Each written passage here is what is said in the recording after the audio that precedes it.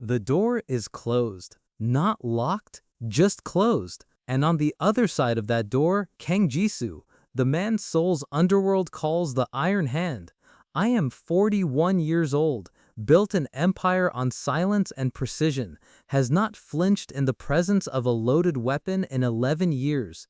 He is standing completely still. His hand is still on the doorframe. His jaw is tight. His eyes, those flat, unreadable eyes that have made generals sweat and rivals go pale, are fixed on the woman in front of him, not on the shattered vase behind her, not on his sister who is standing 3 feet away with her composure beginning to crack for the first time in months, not on the document folder on the desk that contains apparently everything, on the maid, Amara Osei, 29, Ghanaian. She has been in this house for 47 days. She is wearing the gray uniform dress and white apron she wears every single day. Her hands are clasped in front of her. She is not afraid, or if she is, it is buried somewhere underneath a stillness that matches his own. She says it again, quieter this time, because she only needs to say it once more. She knows who did it, Sajangnim. 3 seconds. 4. Then Kang Jisoo turns, looks at his sister, and closes the door. Not a slam, not a threat. A deliberate, quiet close. The kind of sound that means, whatever happens next, it happens here. To understand why 4 words from a maid's mouth could do what no rival, no threat, no weapon has managed to do in 11 years, we have to go back 47 days. To the night Amara Osei arrived at the wrong house and decided to stay anyway. The Kang estate sits in Sungbukdong, at the end of a road that doesn't appear on most navigation apps because the people who need to find it already know where it is. Stone walls, security cameras at every blind angle, a gate with no name on it, just a call box and a guard rotation that changes every 4 hours. Amara stands outside the gate at 9:07 p.m. on a Wednesday in late October. She has one suitcase, a work visa, an agency letter with the correct address but the wrong client name, the result of a file transposition error made by a placement coordinator who was already out of the office by the time Amara figured it out. She was supposed to be at the Shin household in Mapogu, same agency, different world. But the guard is already walking toward her. And Amara Osei, who has navigated a public hospital in Accra during a staffing crisis, a nursing exam in a language she learned in 18 months, and 3 years of Seoul's domestic placement industry, does not panic in front of gates. She hands him the letter. She answers his questions clearly, without flinching, without over-explaining. She waits for 14 minutes while he makes 2 calls and checks her agency reference. Then the gate opens. The estate is enormous. Marble floors. Ceilings that cost what she earns in a year, a chandelier in the entryway that seems designed specifically to remind you how small you are. The head housekeeper, Mrs. O, 62 years old, gray hair, expressions rationed like a scarce resource, looks at her for 4 seconds. You're the agency placement. Yes, ma'am. You were supposed to be here 2 weeks ago. A beat. I'm here now. Something moves across Mrs. O's face, too small to be a smile, too deliberate to be nothing. East wing, 3rd door on the left. Your uniform is in the closet. Breakfast service begins at 6:15 sharp. You are not, under any circumstances, to go to the 2nd floor unless you are explicitly called.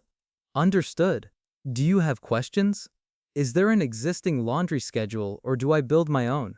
Mrs. O studies her. Build your own, before 7 a.m. That works. It will have to. In 7 days Amara learns the house, not just the layout, the rhythms, the way the kitchen smells different at 5:30 a.m. versus 7, which guards walk soft and which ones drag their boots, where the sound travels and where it dies, which doors open quietly and which ones stick. She learns Kang Jisoo the way you learn weather, by observation, not introduction. He is at his desk by 6 a.m. Coffee, black, no exceptions. He doesn't take calls before 9. He speaks to household staff in approximately 15 words per day.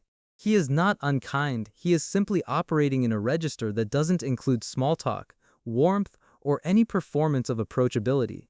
He looks at Amara once, on her 3rd day in the corridor outside the kitchen. A glance.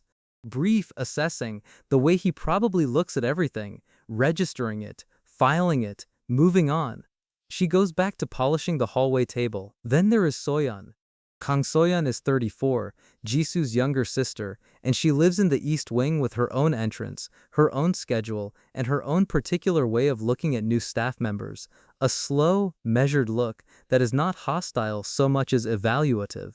She is deciding something. She is always deciding something.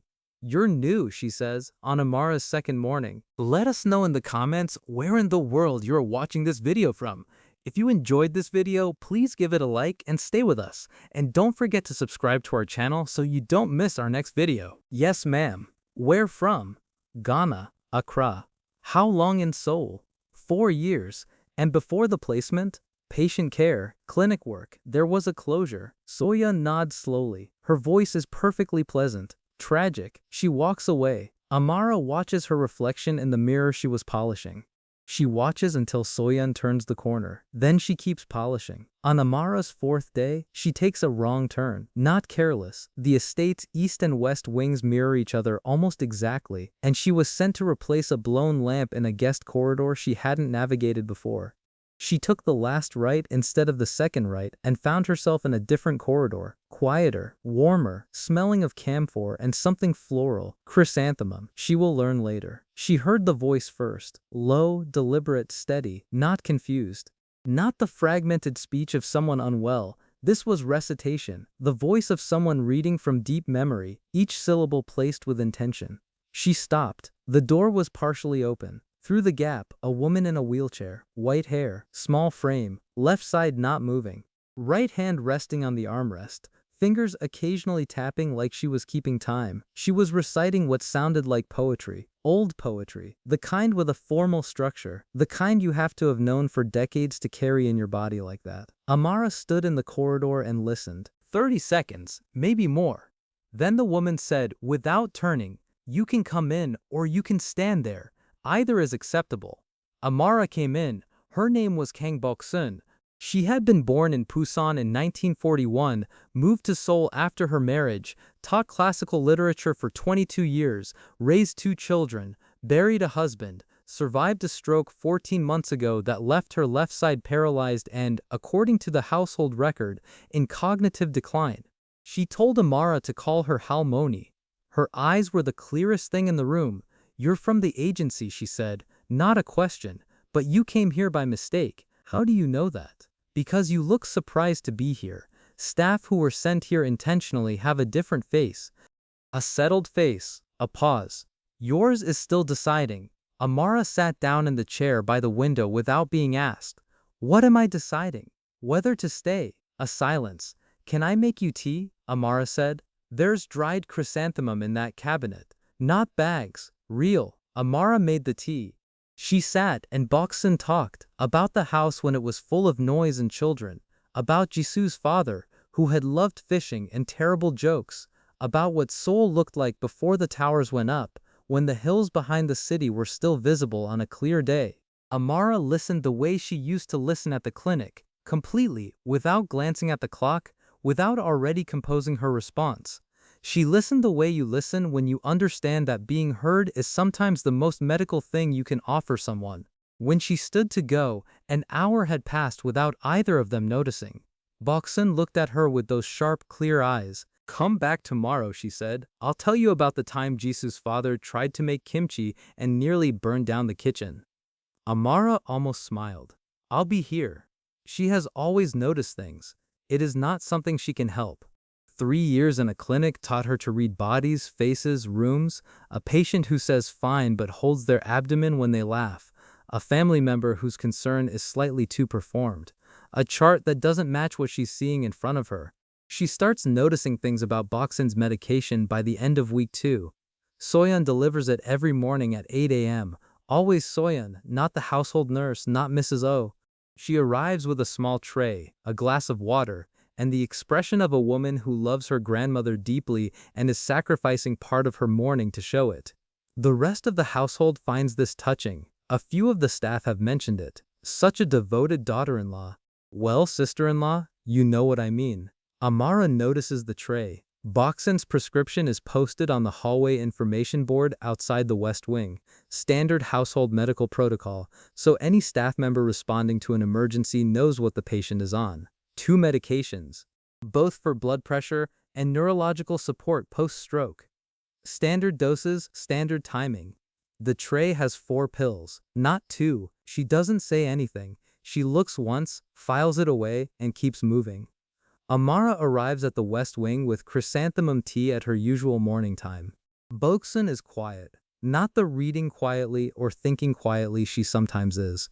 This is the quiet of a woman who has compressed herself inward.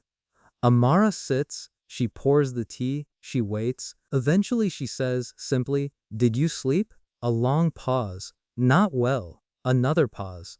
"Halmoni, your prescription lists 2 pills, not 4. The silence that follows is different from all the other silences Amara has sat with in this room. Boksun's right hand, resting on the armrest, presses down slightly. The fingers flatten. "She watches me take them," Boksun says, finally, quietly. "She stands by the door until I've swallowed." Amara keeps her voice exactly level. "Has it always been 4? "No, a beat. It changed approximately 3 months ago. After something happened, the old woman looks out the window. The garden is gray with late October, the chrysanthemum going brittle at the edges. After the reading of the will, she says, Amara spends her next half day off, a Thursday afternoon, sitting on a park bench outside the estate walls with her phone and several open tabs. Kang family assets, publicly listed holdings, private investment structures, and a land trust tied to Jeju Island property that had been in Boksun's family for 4 generations.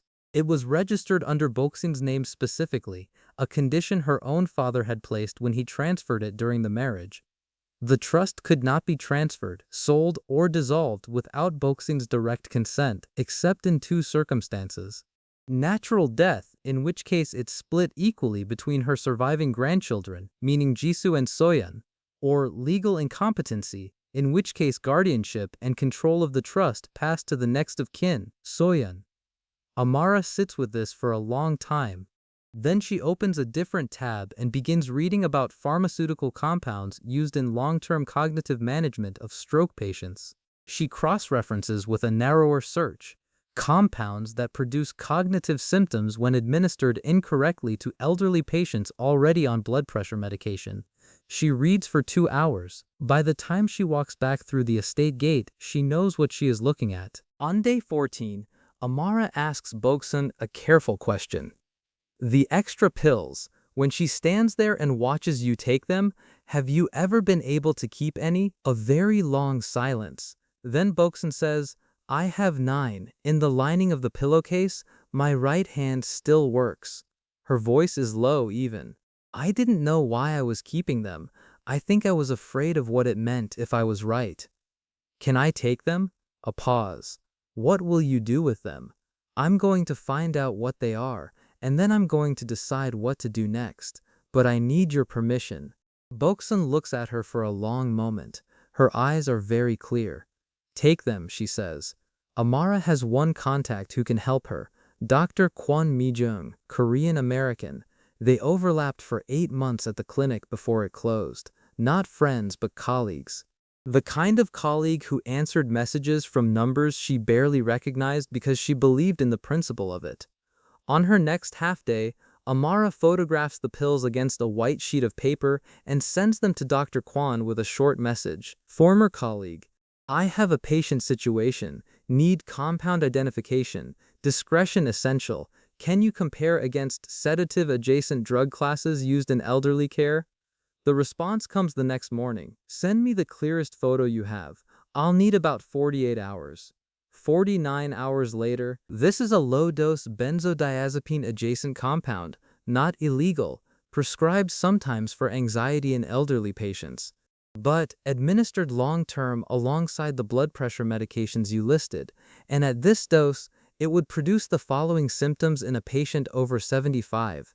Episodic confusion, short-term memory disruption, mood instability, speech inconsistency. If the dosage was increased gradually over several months, it would produce a clinical picture consistent with rapidly progressing post-stroke dementia. On a standard cognitive assessment, this patient would score in the range of moderate to severe impairment. The assessment would be legitimate. The impairment would not be. Amara reads this message standing in the kitchen at 5:45 a.m. before anyone else is awake. She puts her phone in her pocket and finishes preparing the breakfast trays. She begins the documentation in a small notebook she keeps in her apron. Every morning from 8:03 to 8:09 a.m. she takes a break in the garden near the west wing window. She photographs the medication tray through the glass before Soyeon enters the room, time-stamped it, clear enough to count the pills. Every visit with Boksun, she takes notes afterward in a clinical format. Date, time, duration, topics discussed, memory accuracy, language clarity, affect. She is a former nurse. These are not vague impressions, they are records.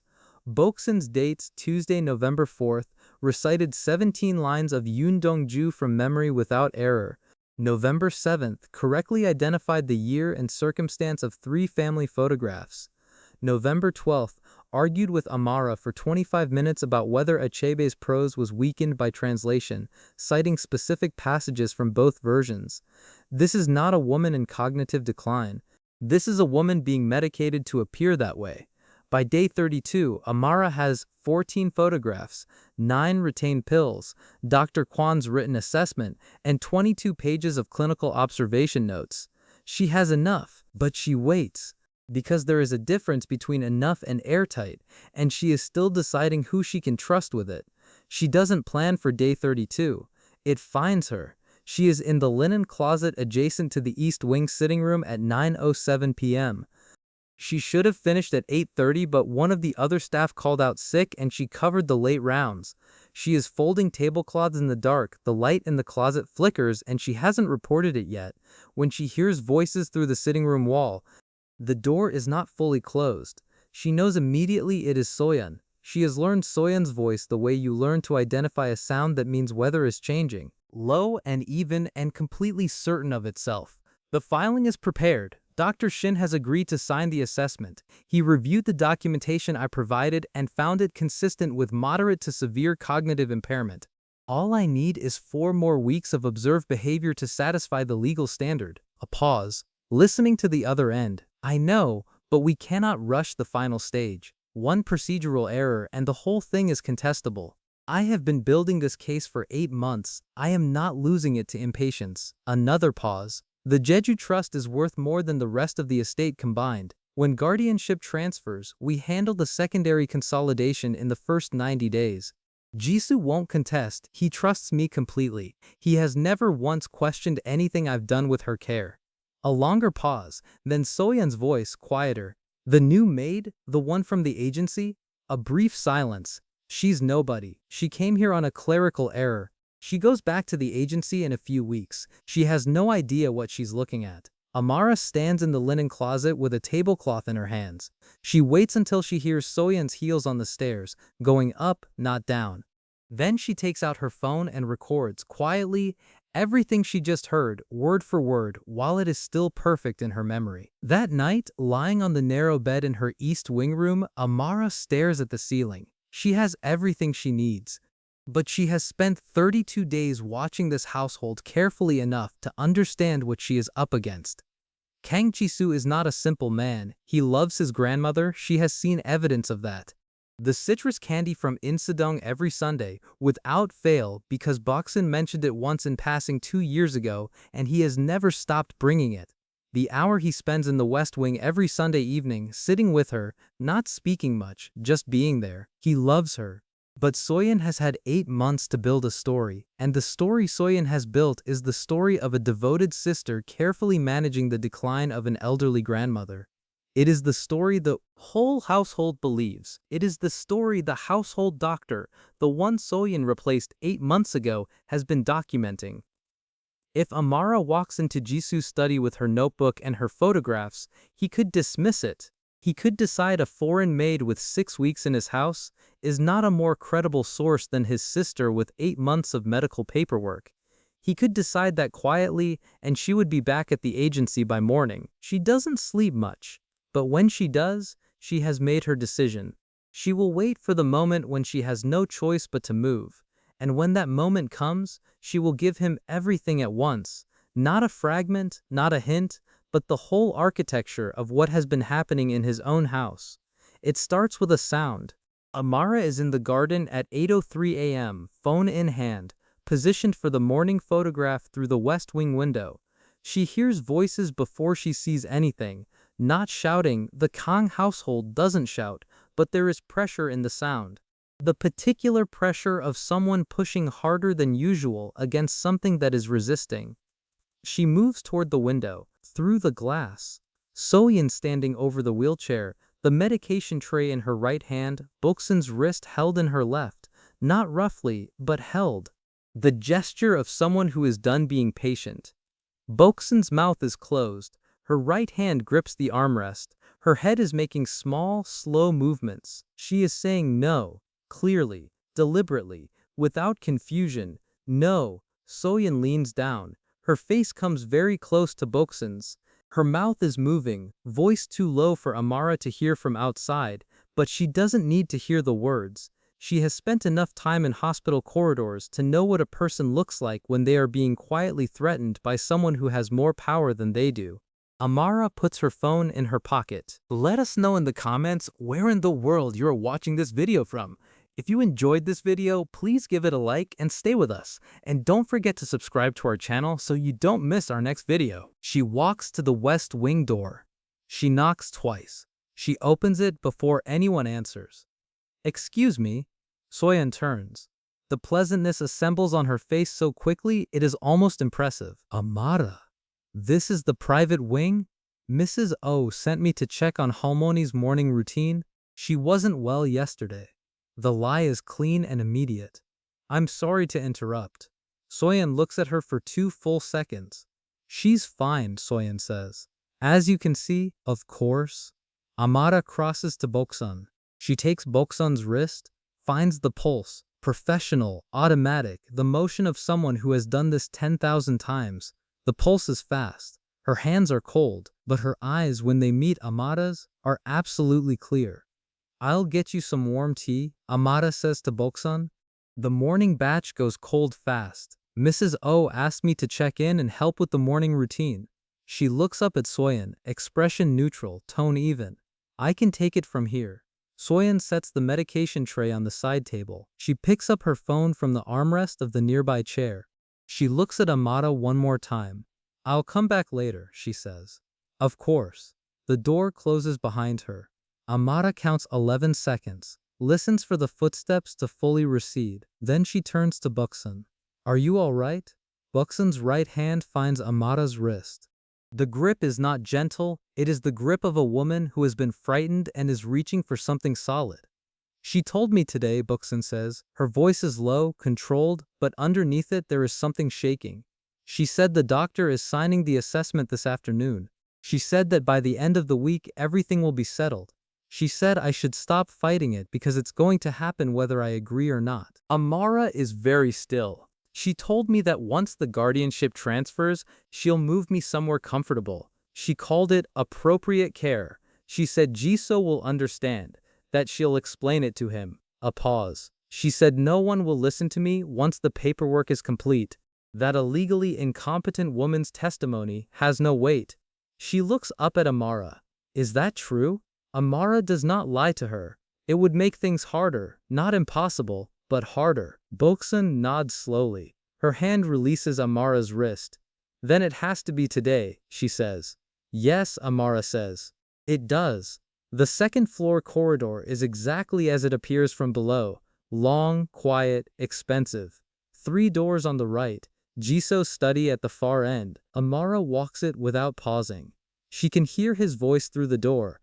A call, rapid Korean, the clipped, efficient cadence she has heard from corridors and gardens for 47 days. She stands outside for 4 seconds, which is long enough to confirm that she is doing this, and not long enough to talk herself out of it. She knocks. The voice stops. A pause. "Come in." He is at the desk, phone still in his hand, looking at her with an expression that is not angry. It is the expression of a man who has not been walked in on without an appointment in a very long time, who is assessing what category this falls into before he decides what to do about it.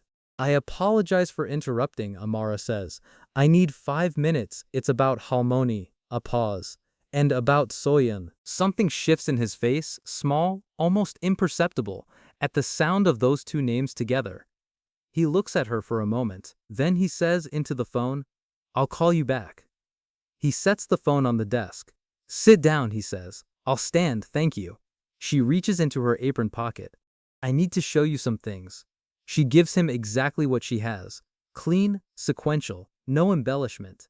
First, the photographs on her phone, 14 of them, time-stamped. The medication tray every morning. 4 pills where the prescription board in the hallway lists 2. She scrolls through them slowly, letting him look at each one. He says nothing. Second, the envelope.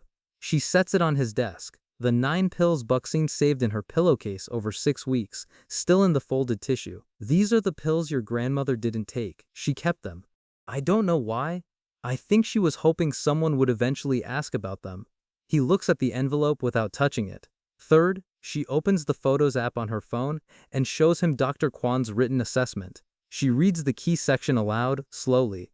Administered long-term alongside the blood pressure medications listed, this compound would produce in a patient over 75 a clinical picture consistent with rapidly progressing post-stroke dementia. On a standard cognitive assessment, the patient would score in the range of moderate to severe impairment. She watches his jaw. Fourth, she takes out the small notebook. 22 pages of dated, timed clinical observations on Boksun's cognitive state. She doesn't make him read all of it. She reads him 4 entries herself, specific dates, specific demonstrations of memory, language and reasoning that directly contradict the picture in the household doctor's file. He has not spoken once. She plays the recording last. She sets her phone on the desk, face up, volume adjusted so the words are clear. The filing is prepared. Dr. Shin has agreed to sign the assessment. I have been building this case for 8 months. The Jeju Trust is worth more than the rest of the estate combined. The new maid? She's nobody. She came here on a clerical error. She has no idea what she's looking at. When it ends, the room is absolutely silent. Jisoo is looking at the phone. Then he looks at Amara. "How long have you known?" "I began to suspect around day 10. I had confirmation from the medical assessment 12 days ago.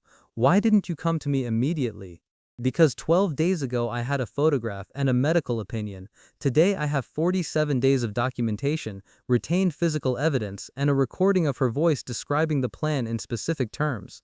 A pause. "I needed you to have no room to doubt it." He is quiet for a long time. "Then you're here on a clerical error. You could have transferred to the Shin household any time in the last 6 weeks." "Yes. Why didn't you?" Amara looks at him steadily. "Because I have spent 4 years watching people who could not speak for themselves get lost in systems that didn't want to hear them. And I decided, a long time ago, that I was not going to be someone who sees that happening and walks away." The silence is different now, heavier. The kind of silence that comes after something true is said in a room that hasn't heard enough of it. Jisoo picks up the envelope from the desk. He looks at it for a moment without opening it. Then he stands. "Stay here," he says. He walks out. She hears it. Not shouting, the Kang household doesn't shout, but she hears the sound of a door opening without a knock. She hears Jisoo's voice, controlled and quiet in the way that a blade is quiet, and she hears Soyeon's voice go from smooth to fractured in the span of 4 sentences. Footsteps, 2 sets, coming back. The study door opens. Jisoo walks in first. He stops in the center of the room. His hand is still on the doorframe. His jaw is tight.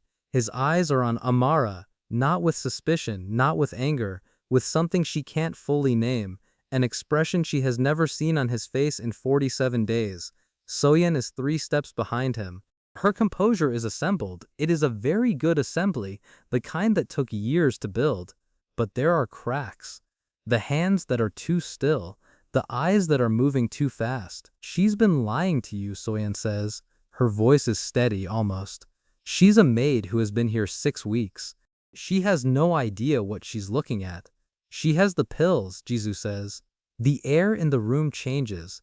She has photographs, a medical assessment, 22 days of documented clinical observations. He pauses. She has your voice. Soyeon goes very still. Jisoo looks at her. Not with rage, with something colder than rage.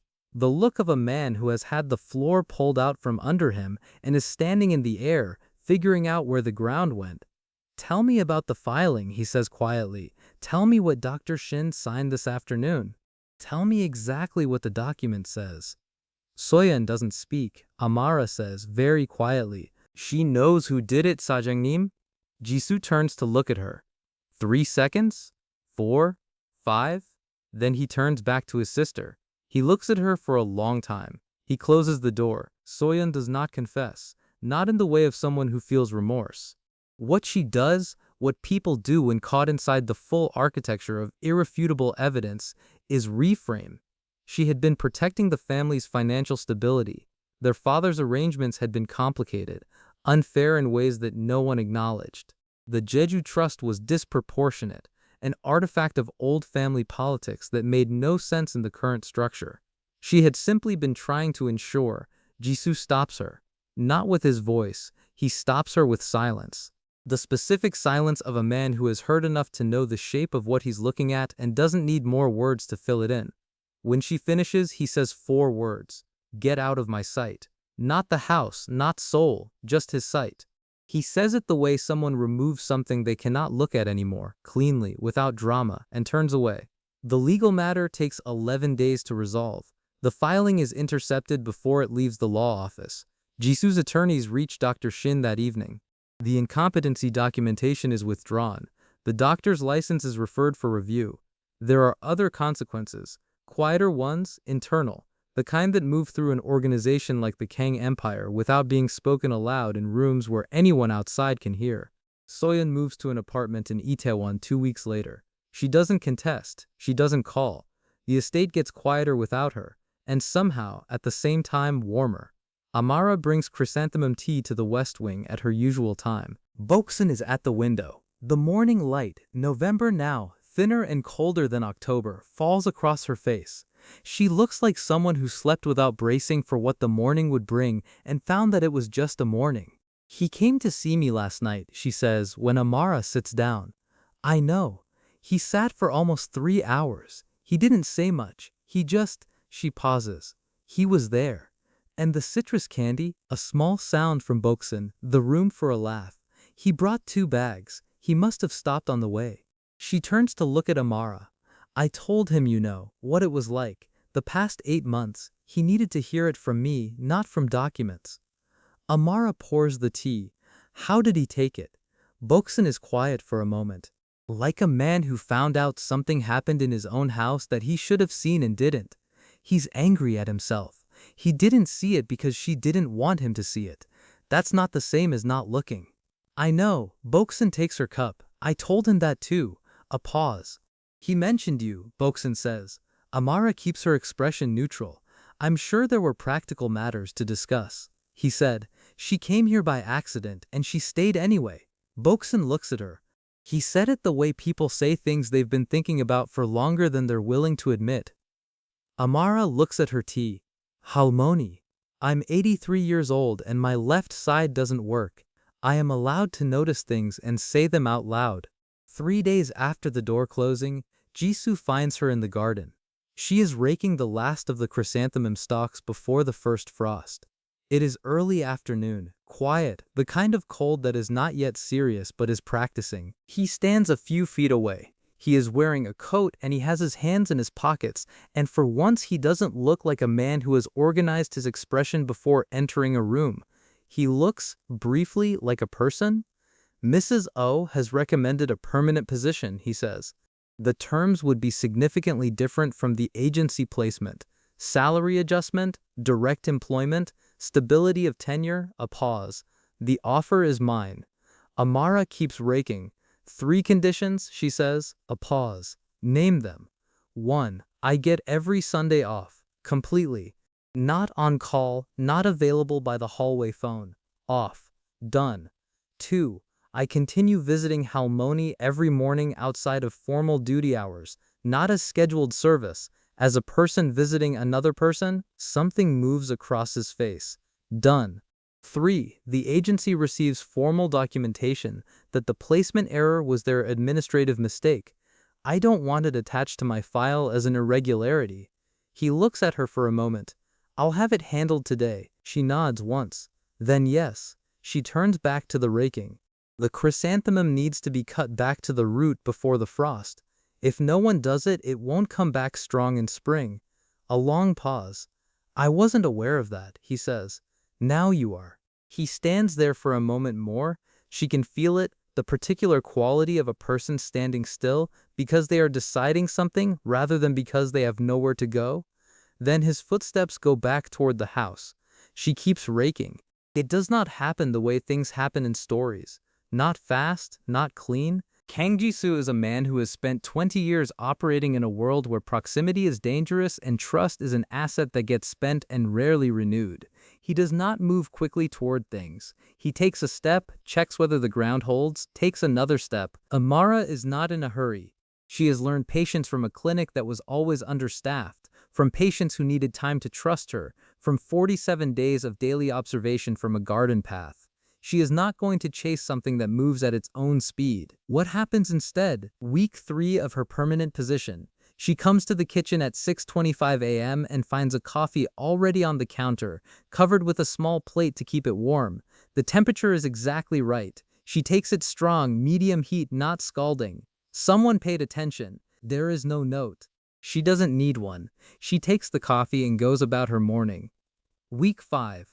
He finds her in the library after dinner. She has been borrowing books from the shelves with Mrs.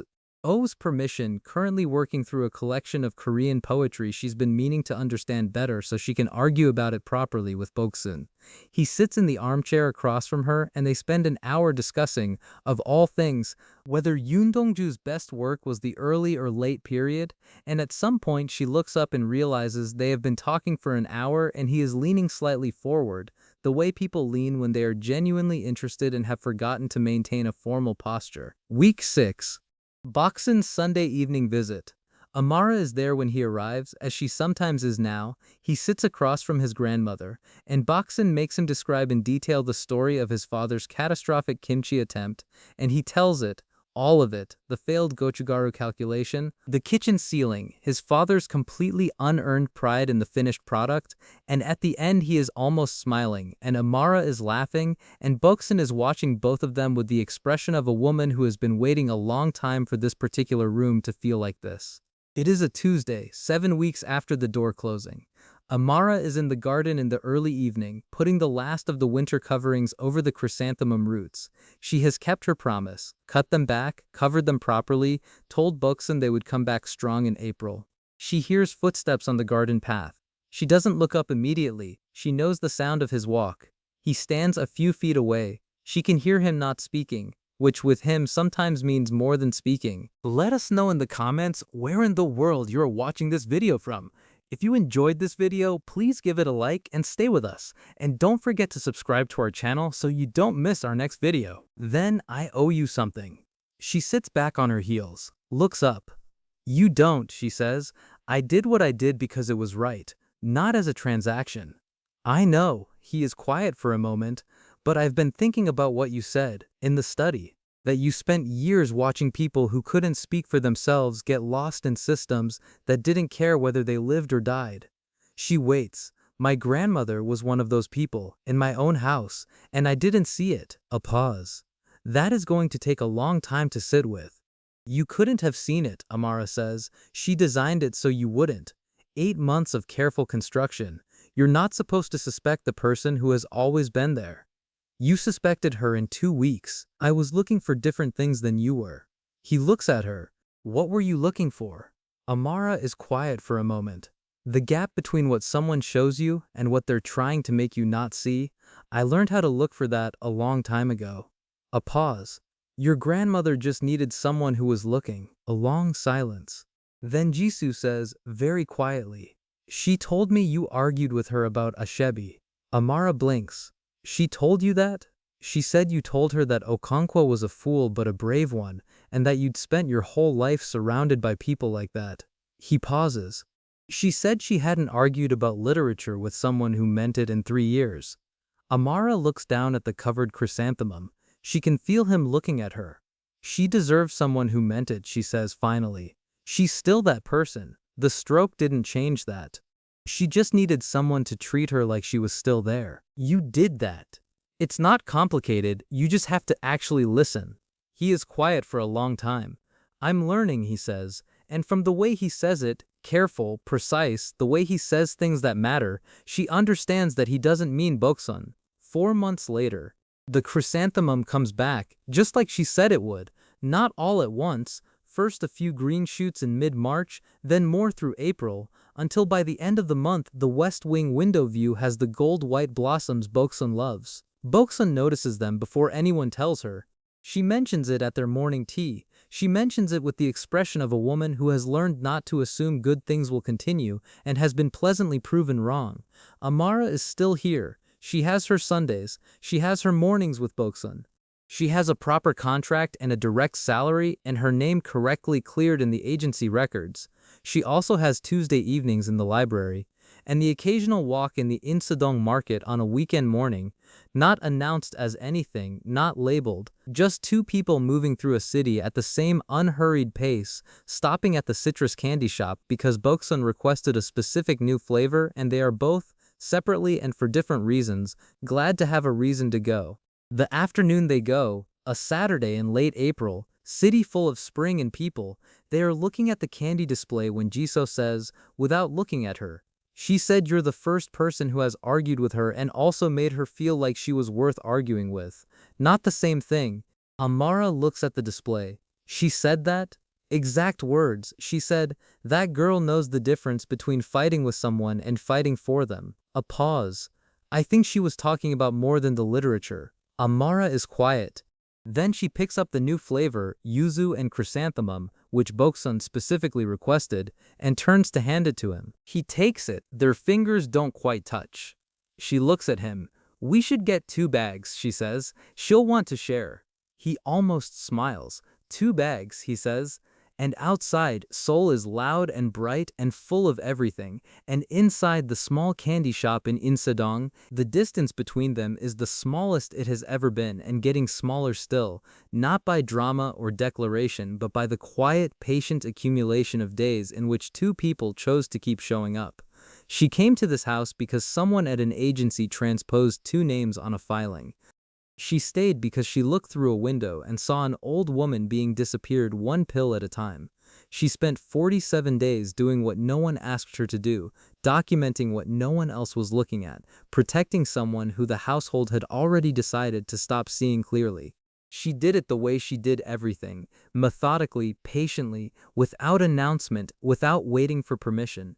She walked to the 2nd floor she was not supposed to go to. She put an envelope of pills on a man's desk. She played a recording that changed everything in a household that had been quietly falling apart for 8 months. And then she said 4 words. She knows who did it. And the most dangerous man in Seoul closed a door, not to trap, not to threaten, but to protect what had just been said, to make sure the world couldn't interrupt it, to hold it close for the 4 seconds it took him to understand that something had just shifted in his life that was never going to shift back. She didn't do any of it for him. She did it for an old woman who deserved to stay in her own window and recite poetry in a clear voice and argue about ashebi and taste jollof rice and be seen as the full, sharp, alive person she had always been.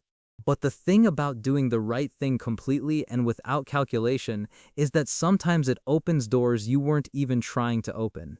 The chrysanthemum came back in April. She was there to see it. So was he.